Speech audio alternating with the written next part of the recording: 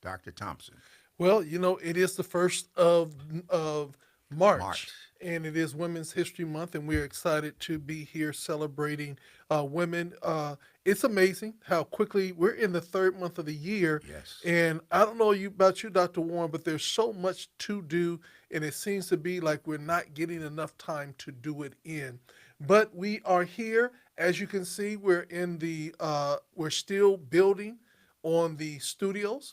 Yes. Today we were actually added the TV, and we changed out everything from the microphone stands to how we desk. So now we're just looking directly at each other, and Yeah. and that means that we're gonna get more and more good conversation. Eventually, we'll ultimately have three cameras in here to take different angles. So when we're getting points, the cameras will move, and you'll be Yes. able to say, "My goodness, we're getting every angle that we can get from them." And we're getting ready for the big following that we're about to get Yeah, because they're going to be coming, and we already expanded to an international arena.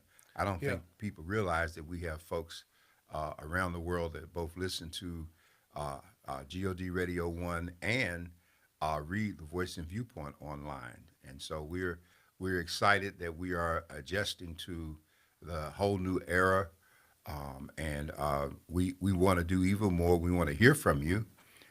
This is an open mic approach. And if you have a thought or comment, you can reach us at 858-251-6111 or online at godradio1.com. And Dr. Thompson can tell you all of the ways that this can be made available and the fact that once we finish the program, it's archived. Yeah, it's definitely archived on both GOD Radio 1, also the Voice and Viewpoint Facebook page, and also YouTube. And so Okay. they can go to GOD Radio 1 on YouTube and also find the information that we have here. And the thing about it is that you can watch this live or you can go back and enjoy it afterwards. Now we know that sometimes we say certain things, and we know that you want everybody to say you won't believe what they said. So that gives you an opportunity to share it with your friends and let them know what is happening right here on God Radio One from the desk of the editor. Well, we've just come out of Black History Month, which Hmm. is, of course, too short, the shortest month in the year. And I have an editorial that, in effect, says that now that Black History Month is over, what will you do? Generically referring to those who read and who are involved. And I remind people that while we're reviewing history, on the one hand, in terms of what has happened before us, we are making history every day Hmm. in terms of what we do going forward. And so it looks like we really need it because the attack is really being cranked up, boy. Everywhere you look, there's more happening. We see the madness of DeSantis in Florida. We see the madness on Capitol Hill as the Republicans have taken over the majority. And instead of being about the business of how do we serve the American people, they are now trying to try everybody that they don't like. And in effect, they are weaponizing the hearing and oversight process, which the Congress set up to deal with the agencies of the government, which are under the executive's influence. And I remember when they set this oversight procedure up back in 1978 in a part of a reorganization in the Congress, and it's continued ever since. One of the things that is concerning to me is that the governor in Florida is running. How big is the beef going to be? Will him and Donald Trump cancel themselves out? Well, I think it's wonderful. The more Republicans that throw their hat in the ring, the better. We got, the former mayor of South Carolina running. We've got Tim Scott from South Carolina, who ironically was appointed to the Senate by the mayor, by the governor at that time. Hmm. And now they're running against each other. We can be sure that Mike Pence is going to run. I don't know what he's waiting for, but it's a fact that he's going to be there. And so we're going to have a whole bunch of Republicans in the race. And it seems like the more Republicans enter the race, the weaker the former president's hold gets to be on the Republican Party, which is a good thing because what we've seen so far that everything he's done has led to failure. And so this is an important part of the process that we see shaping up. So we see election. Everybody says, well, election in the next 2 years, but the election has started. Oh yeah, the campaign has started big time. Um, we know that Biden is going to run. He's done everything except make the statement. Even his wife, everybody's making the statement for him. And I don't think it's really a matter of his age that the Democrats are concerned about, as much as they're concerned about the fact that if he runs again, he kind of has to run with Kamala Harris as vice president. To dump her would be to dump the black vote and make the whole thing hopeless. And so I think there's a big fear at his age that if he should die in office, he would become president. And I think they're more afraid of that than anything. Well, and do we, just be honest, do we think that she has done a great job? That's the question that we have to ask every time we look at the president and also the VP. Have they actually stepped up and made a significant difference for us as Americans and especially us as African American? Because I always am concerned of when people are in office and they seem to be more apologetic for being there than sitting up there saying, I'm here now and this is what I'm going to do, not only for you, but for the people that I also represent and put me here. Well, I have a couple of thoughts on that. One goes back to Robert Redford when he made the movie The Candidate, and he campaigned so hard, and after he won, at the end of the movie, he's getting in the car and he's saying some things with explicitives because he is like, oh my goodness, now I'm the problem. What am I going to do? Yeah. I think the president has done a yeoman's job with the things he's put there. I think whoever serves as vice president is handicapped. If you try to do too much, you're going to be accused of competing with the president. If you do too little, you're going to be accused of just being a figurehead. So it's up to the person to make the job. Yeah. I would say the verdict is out on the vice president. She says the right things, and she's been in a right seat. But I think in a lot of instances, there's an absence of the kind of passion that goes with service when your heart is really there. And I wouldn't say anything to take away from her. I just leave it at that. Okay. And so, that's going to be my concern is that, everybody is saying who should we vet and who's going to be there, who's going to do this. And my question is going to be who is doing the work as we speak right now? Well, we got some local issues, Dr. Thompson. We're going to talk about the coming elections. I think it is the day Bill Wells, or whatever his name is, the mayor of El Cajon, announced in a press release and a long interview on KUSI that he's running for the congressional seat from Congressional District 51, currently held by Sarah Jacobs. And he did a very long speech about why he's running. And at the end, they just flashed her picture and the fact that it was her district. I think he'll have a good chance to beat her. I believe, not only did he grow up and he's a part of it, but the people in the East County, and that district is not just El Cajon, it's Lemon Grove, it's La Mesa, it's a number of areas. And let's face it, Sarah Jacobs she hadn't done anything when she ran except run for a seat that was now going to be vacated with Susan Davis stepping aside.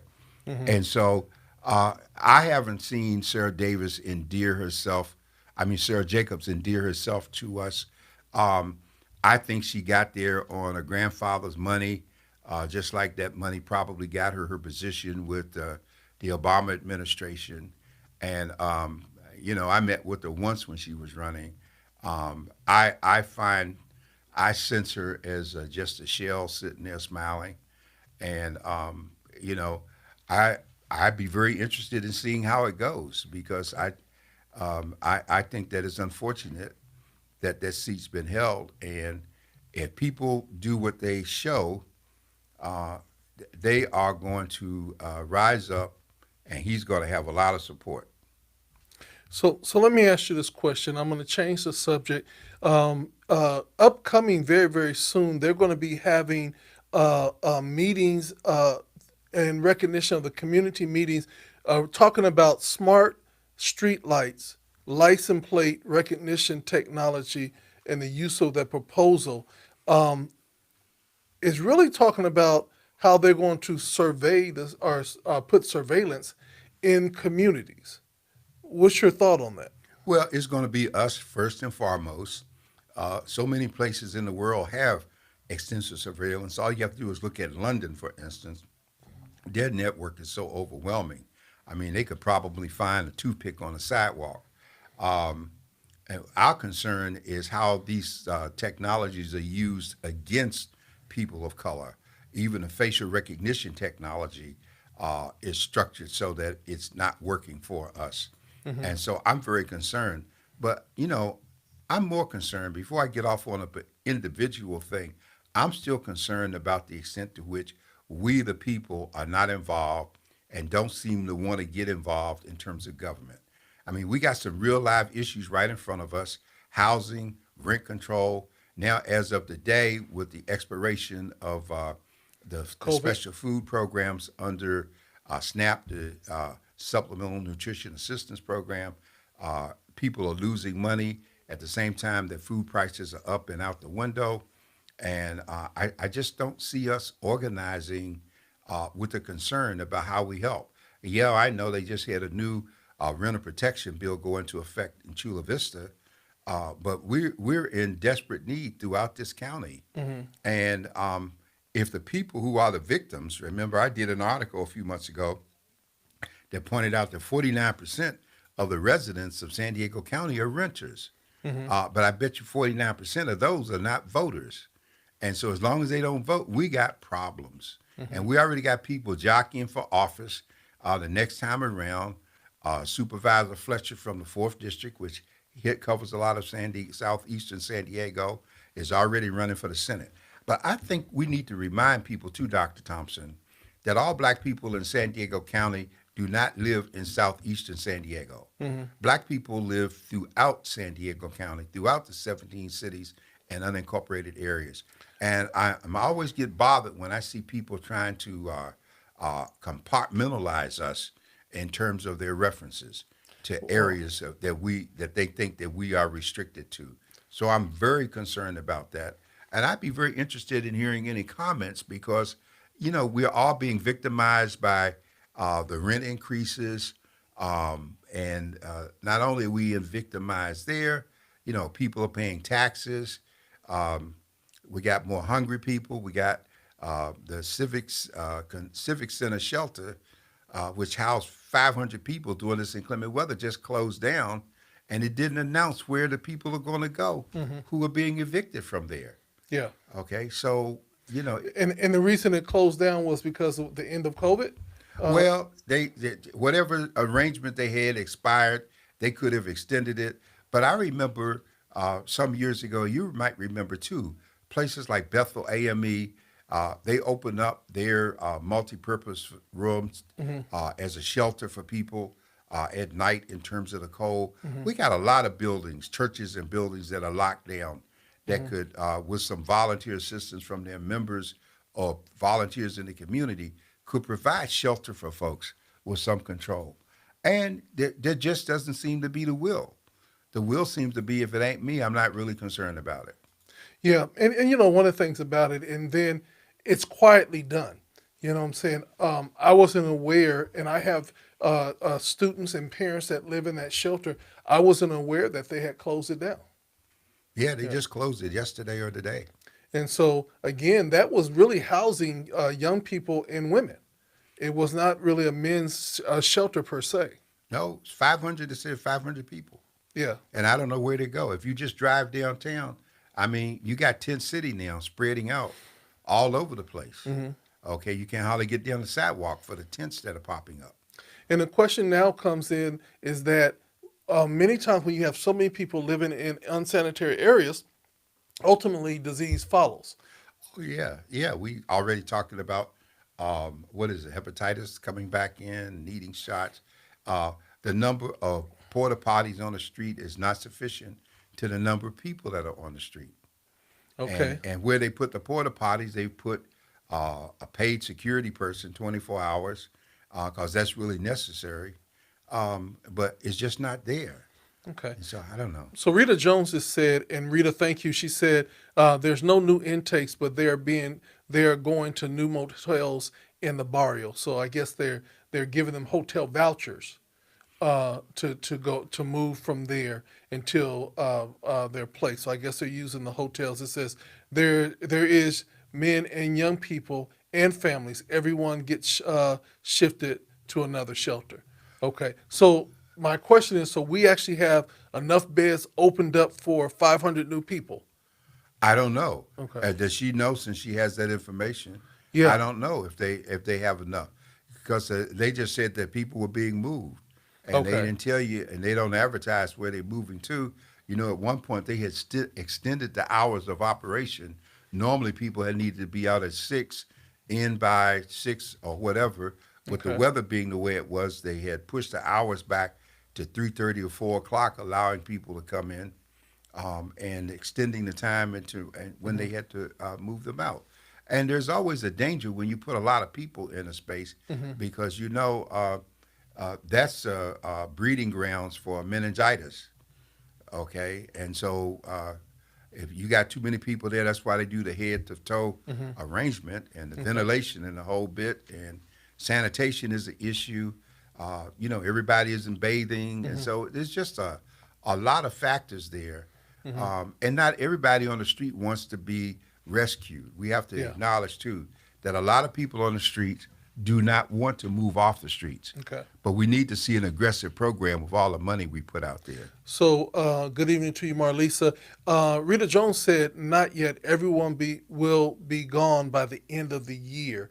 And so, basically, I think what she's saying is that not everybody's out, but at the end of the day, everybody will be gone by the end of the year. Let's one Wait of a the things, minute. What do you mean by the end of the year? That's 9 months away at this point. yeah. Okay, So I'm so not what? for sure. So Rita, are you saying that not everybody's gone from the facility, but by the end of the year they will, or by the end of the year they won't have housing? And then here's another thing, Dr. Warren. I know that they have this big plan for the redevelopment of the Civic Center Plaza, Ash Street. Do you think that played a role in shutting it down? I don't know. It could have because yeah, we got all kinds of situations downtown. Some of those hotels that used to be places that people lived on fixed incomes, they've either been rented long term or they have turned them into. They are ideal for turning them into single room occupancy.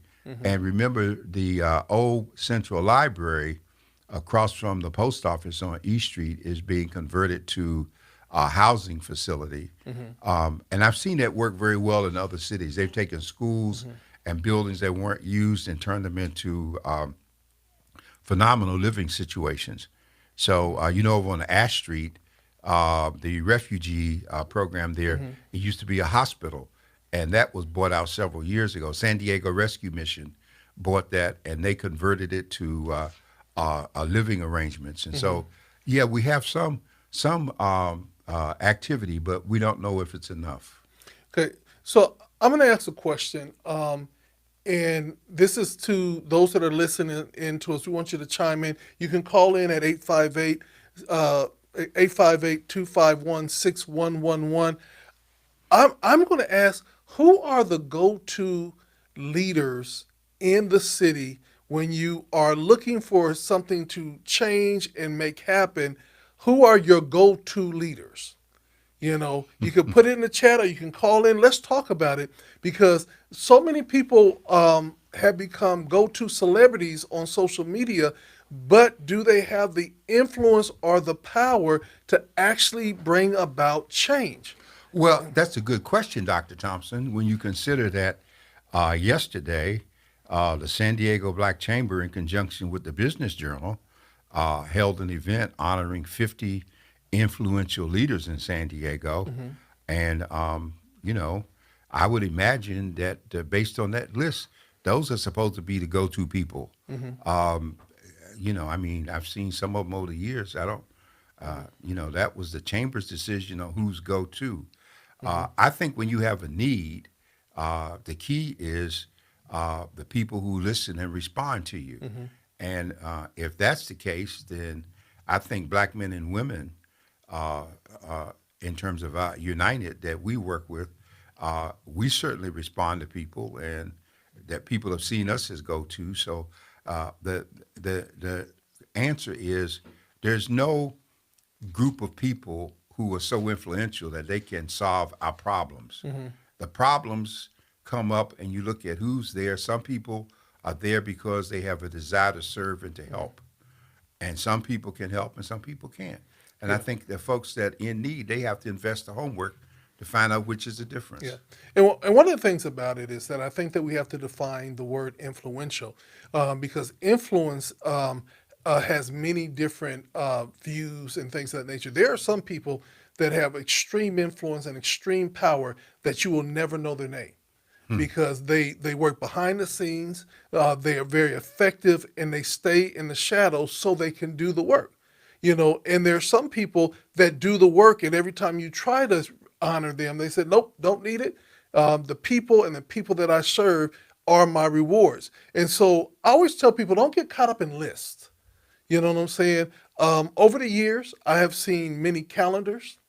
Over the years, I've seen many things. And you know what it's become now? And I hate to say it, it's become like the church anniversary. It's a fundraiser. Yeah. And we need to call things as they are. When we have the church anniversary, the pastor anniversary, the usher day, all those are fundraisers. And I'm not saying it's a bad thing. What I'm saying is just call it for what it is. And so when people get on these lists, it's a fundraiser. We put you on the list because we know that if we put you on the list, you will buy a table for the people or a couple of tables. Well, I don't know. That could be the case, Dr. Thompson. You know, when I get letters from churches directed to me as a pastor, most of the time they go in the trash because the only time you hear from 99% of them is when they want you to come to a benefit or a fundraiser. And the reason they send letters to all the churches is if they can get some people to come, they think they can take up a bigger offering and Yeah. all of that. So I'm like you, I'm not interested in that. But I think that so many times, and I've said this before, people deserve the exact kind of government they have. And they deserve it because they are lazy or they won't stick to trying to find a solution. They want to invest the interest and energy to help others when their turn could be next. And Yeah. I've told people for 20 some years, 25 years, as I first said up at UCSD to the black employees in the 90s, I said, all you have to do is stay black and stay in San Diego, and your day will come. Yeah. And I think that here's the key thing. And this is from services that the church offer to community leaders and things of that nature. It really is get involved, be a part when you don't actually need the resources. Because eventually, one day, when you do need the resources, it might not even be for yourself, but it might be for somebody else. At least they have seen you and connected with you. It's like a pastor that's been told that he has to preach a funeral of somebody he has never met in his life, but they came once and put their name on the membership roll. But, one of the pastors here in San Diego, no longer here, God bless his soul, told his trustee board, I'm not going to preach that funeral because I can't tell the truth about the young person, and so please don't have me preach the funeral. But they demanded that he preach the funeral because the family was, a member there, and so he was truthful, and he got up and he said, "Well, this was one of the worst young men I had ever met in my life. Tried to introduce him to Jesus, and he just ran away, didn't want to do anything, and ultimately his bad behavior caused this death." And he said, "Amen," and sat down. Man, when I tell you the trustees and everybody was upset, but again, the family was upset, but again, there was no relationship. Well, the You know, family knew that that was the case. You know, I've had people come to me as a pastor to do funerals, and I won't do it if I don't know the person or something about them. I won't do it because I agree with that. I'm not going to get up there and lie and make you feel good. You know, yeah, many years ago I was in a funeral for a person, and the pastor got up and said, "Well, he almost," and there's no almost salvation. Either uh, you saved or you ain't. yeah, You know, and so. And I've done some very controversial funerals in my life here in San Diego. Controversial with the family and the person and the whole bit, you know. But if you're going to be uh, in ministry, then you need to be about the calling. We got some pastors here; they don't care who it is, as long as they get that check Hmm. for doing it. They'll stand there and have to read the name and just say something to get through it. Yeah, and you know, and again, you know, every family many times wants a minister to say something over their loved one. You know, if nothing else, Jesus died for your sins, and you have this opportunity today, and offer them the plan of salvation while they're there, and that might be all that they can do at that point. Now, if Francine Maxwell is available, you know, I call her the yellow pages of our community. Because if you need to know something, 9 times out of 10, Miss Francine Maxwell can find it. So, Miss Francine, if you're on the line today, call in 858-251-6111. We'd like to get you on because you know she seemed to have her pulse on the community. She's one of those silent warriors that seem to be in every place. I believe that she might even be duplicating herself for some reason. I see that she is doing good. Let me see. Pre-meeting for homecoming. Okay. Okay. She says she might be in a pre-meeting for homecoming. Let me ask you this question.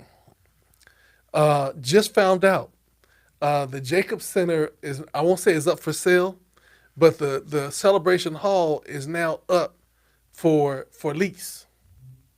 And they're literally saying, you know, you can go in there and lease it out like the regular property and have full control of the theater. I don't really have a thought on that. And I don't really waste our time talking about the Jacob Center or Celebration Hall. You know what? I think that uh, before we get so concerned about the next event, Hmm. we did an event there. It was planned a long time in advance. It was for the benefit of the community. It's online, but I think there are much far greater issues down there. You know, Jacob still has a host of investors, and they can't seem to get their money back to them. They say they can't get the list. Uh, the entity that was supposed to be holding all that is suspended and defunct according to you know the franchise tax board. So there's a whole Yeah. bunch of issues there, Yeah. and I think we got greater issues in the community than them. I mean, I'm Yeah. concerned still about housing. Uh I'm huh. concerned that where they are building property, so many times the properties are already filled before the community even know Yeah. where to go. Well, let's hold that thought. I believe we might have Miss Maxwell on the line. Miss Ma- oh, did she hung up on me? Don't call back, Miss Maxwell. I thought we had her, you know, and she hung up. We're gonna get her back on the line, and hopefully we can get her right in this time. But that is definitely a problem. A problem is that things are being built, but then they go away so quickly. Hmm. You know, that's the thing that concerns me is that they go away so quickly. And it seems like none of our young people have an opportunity to even be able to get into homes in their own community. Well, no, it is a problem. Again, Dr. Thompson, that the issue being one of the costs, first and last, and security. The Housing Commission and the county housing there, you know, we don't see the a pool expanding in terms of reaching people. I remember back in the late 80s, early 90s, there was a major push to get money to developers Hmm. to put up properties, and they had a lot of federal assistance. And now housing is such a crisis throughout the country that I don't see that happening again. So I don't know. Yeah, and I think that that's the sad thing because so many of our young people would like to stay in the community, but at the end of the day, they're not allowed to stay because of the fact that when they try to get in, they say there's no more room or the lottery system, and I think that so many spaces should be left made available for those people that are coming in. I think we got this call in, Miss Maxwell. Is that you on the line? It is. Good evening, Dr. Thompson and Dr. Warren. Good Good evening. evening to you. We are excited about having you on this evening. We just wanted to kind of to see what's going on in the community. What's the pulse? What's the thing that's happening? Well, today, a lot of Uh-huh. there was a very nice pack of parents that were talking about the restorative discipline that was adopted in 2020 Mm-hmm. and that they feel it's too soft and their children are still in danger on campus. Oh, And wow. they want the discipline policy rewritten. Okay. And so, what was the response of the school board? The superintendent has said that he will take it under advisement and he and his team will look at the restorative policies and get back to everyone. Okay. All right. So, they're saying that the restorative is not working and they want to see something different because the kids are still not feeling safe. So, that's one thing. What else is happening in the community?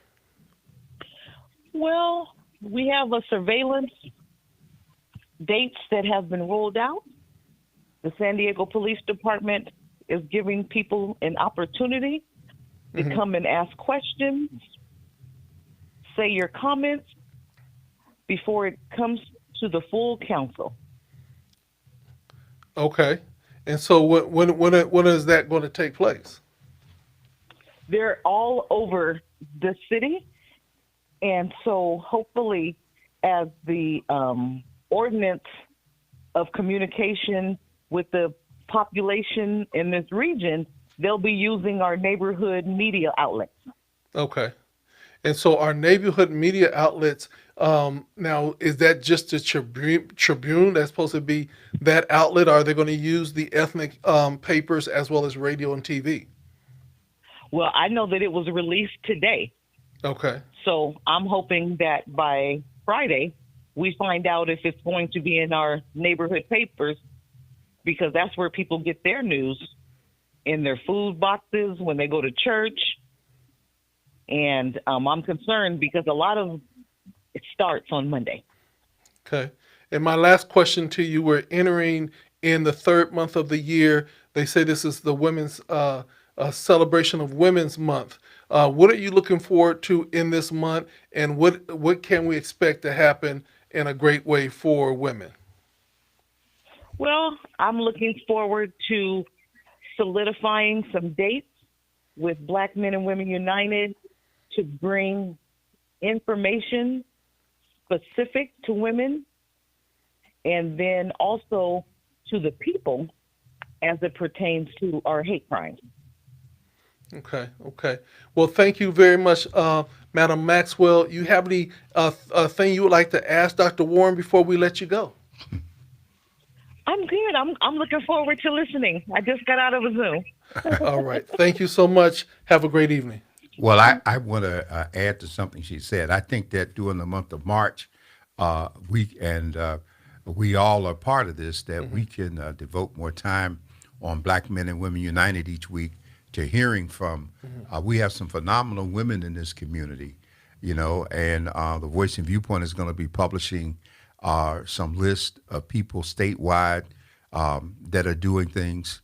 And we got people running for office, and then we got Karen Bass just got elected as mayor, and we have Barbara Lee announcing she's running for the Senate, and then we have the creation here of a new women's Democratic Club, which is an interesting element in the community because we already had the Martin Luther King Democratic Club and San Diego County Democratic Club, and these groups were not really functioning as inclusive of our community. A matter of fact, whenever elections came up, the Martin Luther King Club was always invaded by people from outside of the community coming in, stacking the meetings to stack the endorsements in terms of what they were trying to get. And so I hope this time around we're going to see a difference because these clubs, as I told some of the founding members of the new Women's Democratic Club, they've got to educate the public as to what does the Democratic Club do.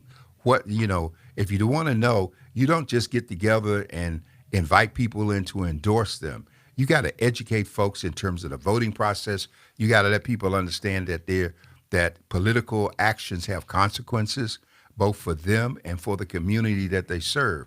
And so we have a real education task in front of us.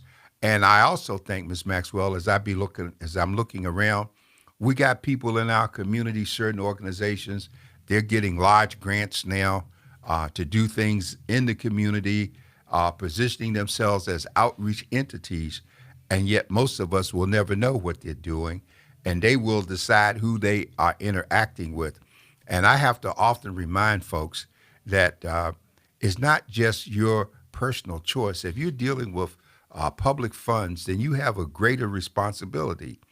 And you and I, Dr. Thompson, we're just two of the spokes in the wheels of community education because we got papers throughout for Asian, Latino, um, just a whole bunch of entities that should be involved when these things take place.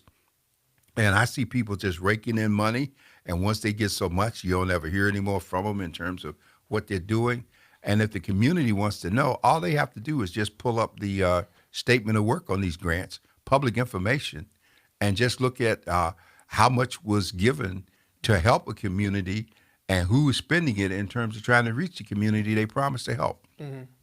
Yeah, and I think that this is grant season, and a lot of grants are coming out, Yes. and it's amazing that unless you have key people on your board or you play the game, it's very hard to get some of the grants. But I will say this is that there is a learning curve that I think that a lot of the nonprofits and for-profits are seeing in this season. And like I said, once you know better, you can do better.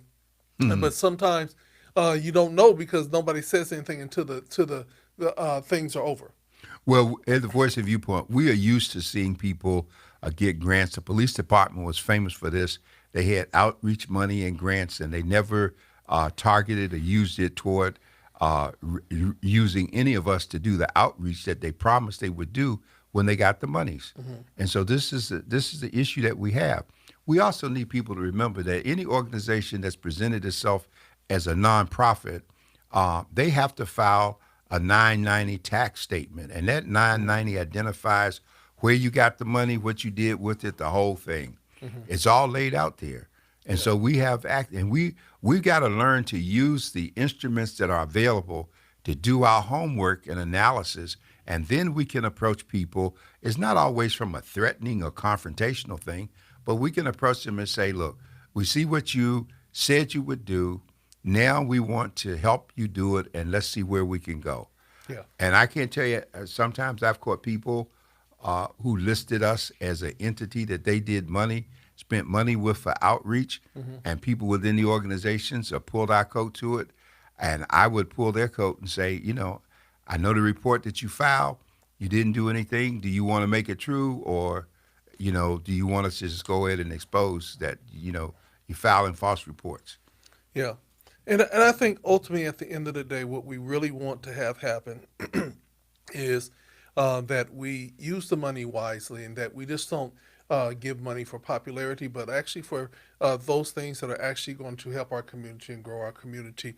One of the things is that it's very, very important about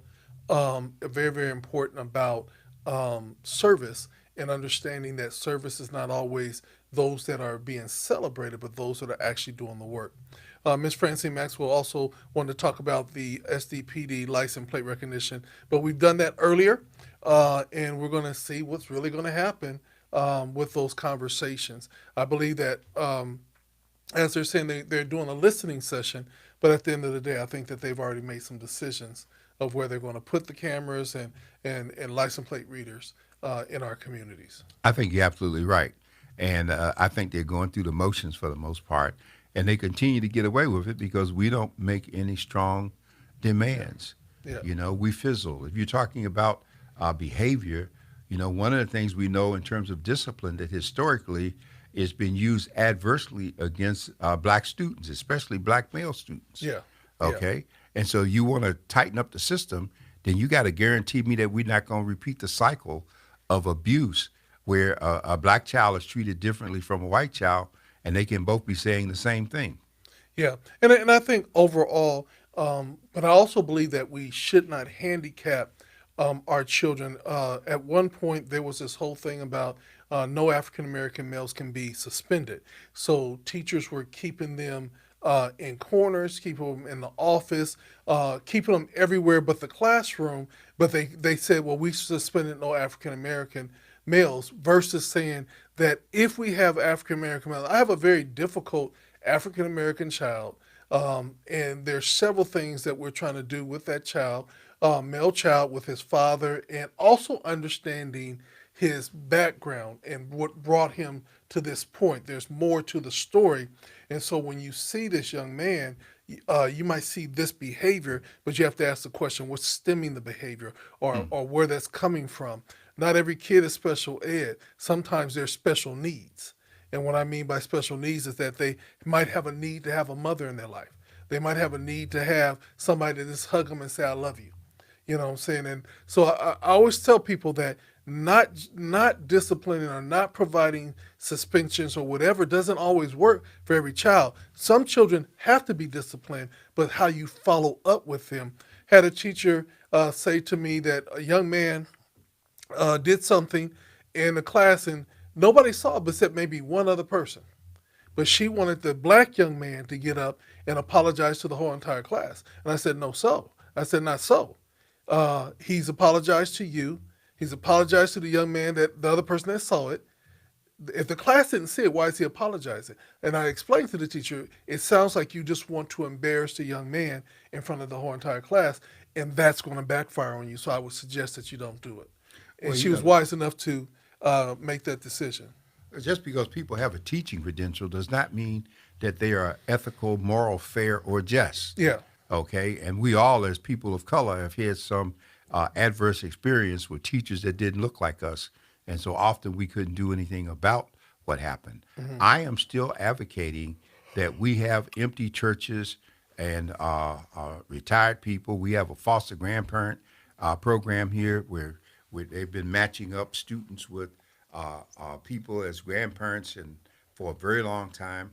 We also have one of the best programs in the county in terms of people exiting foster care because they need all kinds of help as they move into adulthood, coming out the system at 21 and without family and without our support system. We take so much for granted, and we got relatives and cousins and folks that we can call, and yet so many times these people, that's where we have this increase of mental illness and mental crisis, because we have such a need among those who are most severely affected and such a shortage, both in terms of qualified people to help. And the most important thing beyond that can be just love and attention. So many times that's what people need. They need attention. They need to feel that somebody cares about what's happening to them. Yeah. And we get too comfortable in our own zone that we don't always deal with that. Yeah, and I think one of the biggest things at the end of the day, we need to literally realize that we have to bring and meet our community with love. We have to realize that, we have to get the churches back in position to help our communities. And that means that we, as people that do go to church, or we as people that are servants of the Most High, that we have to take the time to actually make our churches effective again, and not just say young people don't want to go to church no more. This is not happening. There is a way that we can reach our young people again, but we have to desire to want that and not to do a status quo. Well, like you said, the operative words is we have to desire to want to do that.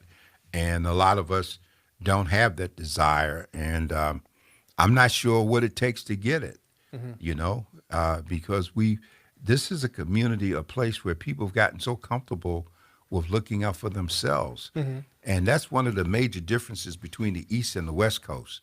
The East Coast has strong tradition and ties and a desire to be helpful and care for one another.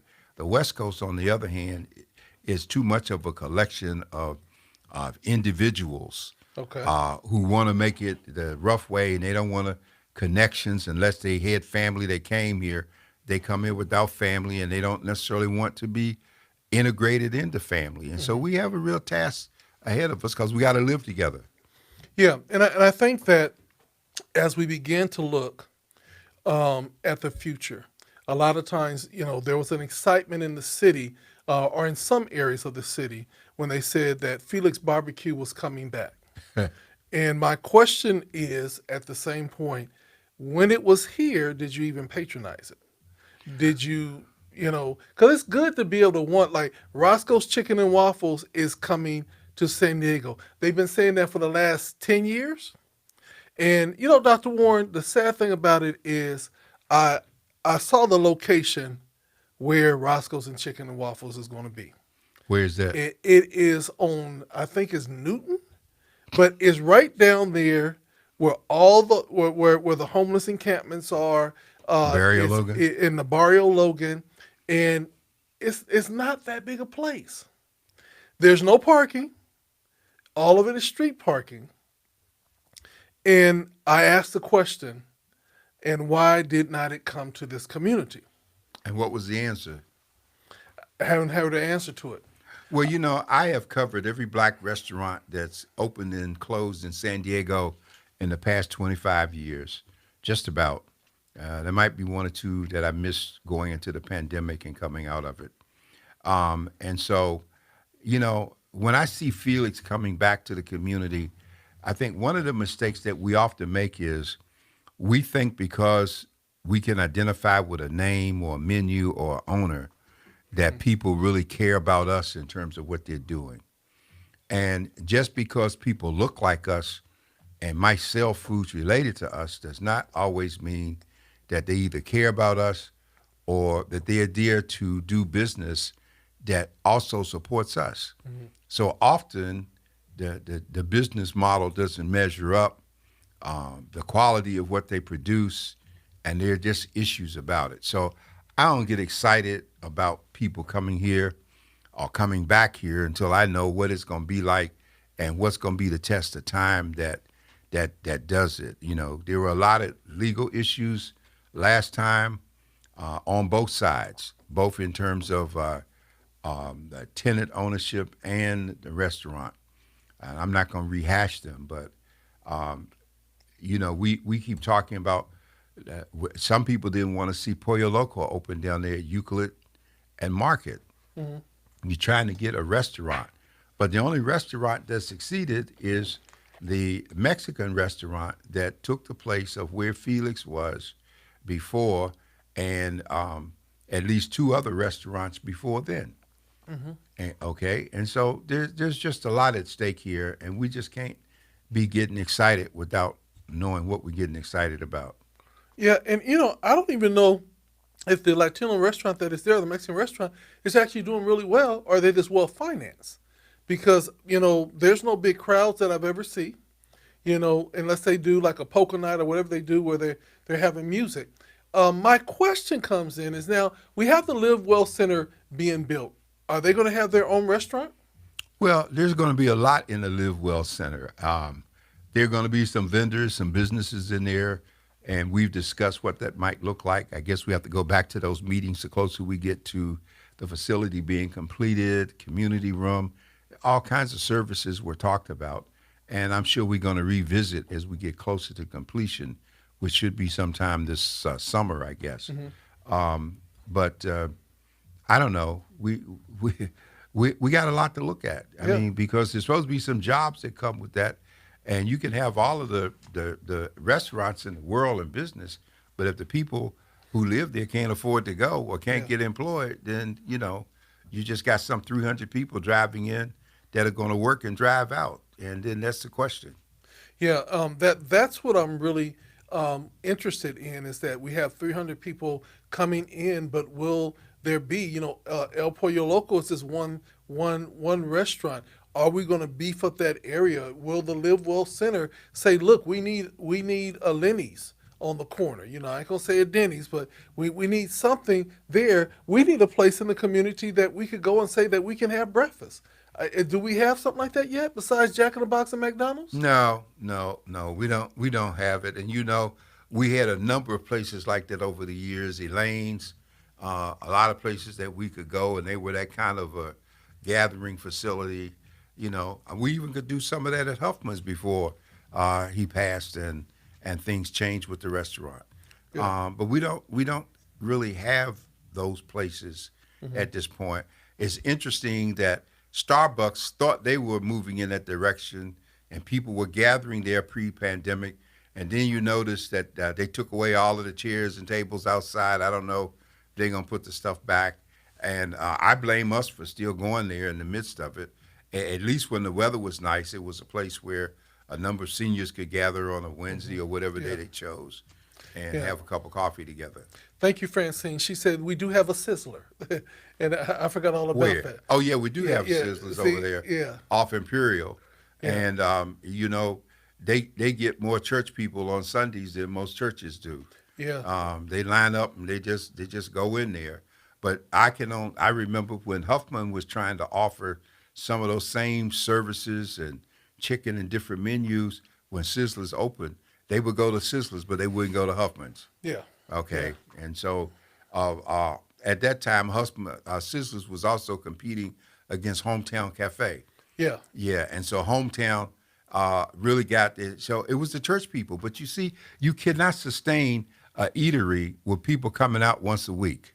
Okay, For and the all you can eat. yeah, for all you can eat and the whole bit, you got to have more than that.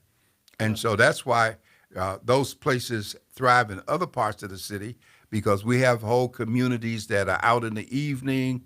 They're drinking, they're dining, they're doing lunch, they're doing dinner. Those are the things that allow business to stay. And we just don't do that on a continuous scale. Yeah, and I think that we have to look at what can be successful in the community. And I like Broken Yoke. Broken Yoke, they are a breakfast place. They shut down at a certain time. Same way with Breakfast Republic. They after their breakfast is over, they do a little lunch and then they shut it all down. Well, the Pancake House does that.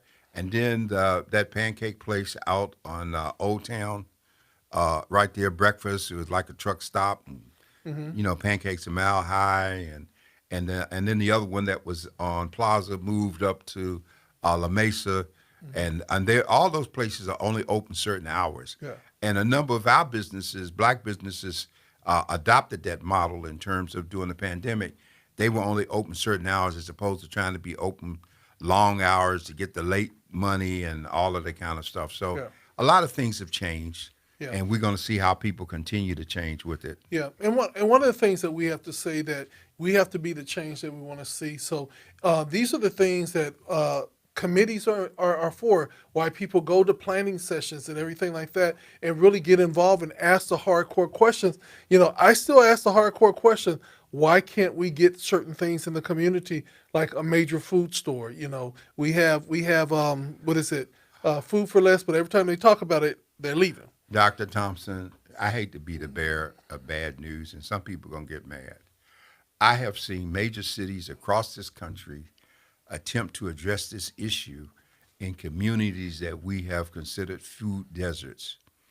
And many of those stores were black, like what we had here when Brown opened that market at 54th and El Cajon. Okay. And what I've seen is when he opened the market, he didn't try to cater to our community as such. He went out of his way to try to reach the Asian community, providing transportation and all kinds of things. But at the end of the day, he was a black guy walking around with a derby, and they stopped shopping with him, and he went out of business. Yeah. At the end of the day, in city after city where I've seen this happen, there was theft of the product, there were problems with the workers, there were problems in the community, and then the very suppliers stopped putting their best foods out. For instance, there's a difference between the Food for Less on Euclid, the Food for Less on Broadway, and the Food for Less in Mission Valley. Yeah. And and there's such a major difference. Yeah, in Okay, Claremont. and Claremont, but I'm talking about all of those stores, same name, different layout. And one of the things that's a giveaway to who they cater to is when you go in the store and you find the wine selection right up front, like Trader Joe's, okay? And Yeah. you know from where the wine selection is that everything else is going to be top shelf because they're sending you a message as to who they're catering to Yeah. in terms of what they're doing. Okay, we need to pay attention to that and how we shop, and we need to stop having our meals while we walk down the street from KFC or Popeyes.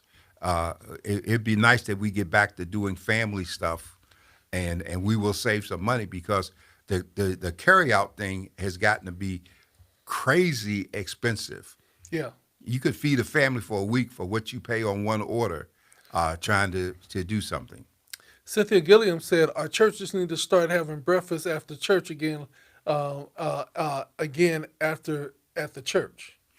And I would agree that would be a good idea. The question gets to be who's going to cook it, how much they're going to pay, charge for the breakfasts, and the whole bit. Well, that's why we have the Pastors Aid Committee. Don't even mention. Because they're raising money to keep the pastor, to aid the pastor. That's unfair, Dr. Thompson. I would hope that, if they move back to that, then they're doing it as something that the church is doing to benefit the community and to reach out to people. Yeah. I'm just going to say this quick. When I was an elected official in D.C., I visited a number of different churches. And I'm not going to name the denomination, but there was one church that I would go to from time to time, and it was on Capitol Hill. And once the service was over, the people would go downstairs, and they would open the bar, okay? And so you could get your favorite beer, wine, and then people would sit. Y'all know that's a Catholic church. No, it's not. It wasn't a Catholic church. I ain't going to put it on the Catholic. But the point is that the whole drinking and smoking environment of the community just put service in one place and converted the church in a different direction that most of us would never go. We wouldn't be offering alcohol in a church along with a meal. See, Pastor, now, if you do that today, they're going to want a weed smoking section. I think our time is well spent because we already got the statistics showing that the kids who are smoking, who are vaping, they're already having mental issues in class. And it makes sense, Brother Thompson. Mm-hmm. When we were coming up, if somebody stole a cigarette smoke before class, that was one thing. Yeah. But there's a difference between smoking a cigarette and smoking a joint before the school day starts. Yeah.